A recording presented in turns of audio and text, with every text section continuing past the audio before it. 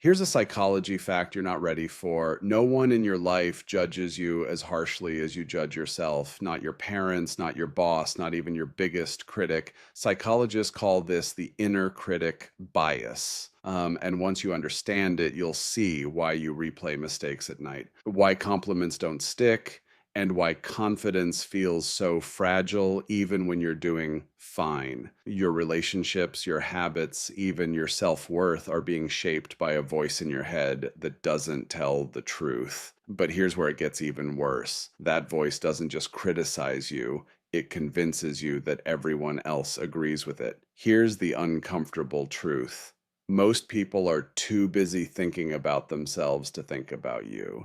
Psychology shows we massively overestimate how much others notice our flaws. It's called the spotlight effect. You think everyone noticed that awkward comment. They didn't. You think people remember your mistake. They forgot it within minutes, but your brain didn't, because your brain treats your mistakes as threats and everyone else's as background noise. But here's the part nobody wants to admit: your brain isn't doing this because it hates you. It's doing this because it thinks it's protecting you. And that's exactly why this pattern is so hard to break. This happens because your brain is wired for survival, not happiness. Thousands of years ago, being rejected by the group meant danger. So your mind learned to scan constantly for mistakes.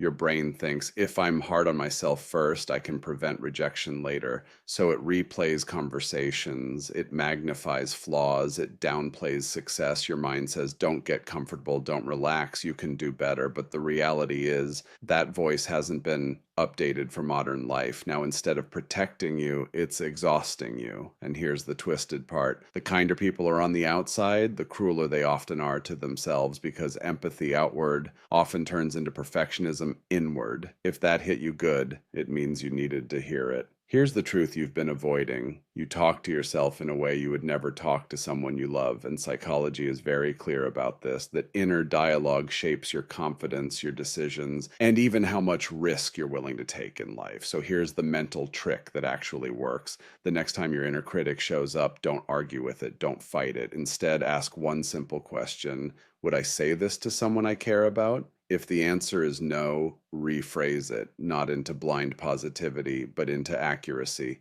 Instead of, I'm terrible at this, you say, I'm learning and I'm uncomfortable, not incompetent. Instead of, everyone thinks I'm failing, say, I don't actually have proof of that. That small shift retrains your brain from punishment to perspective. And over time, psychology shows this reduces anxiety, builds self trust, and quiets that constant mental noise. You're not broken, you're not weak, you're not behind, you're just human with a brain that learned to survive in a world that no longer exists.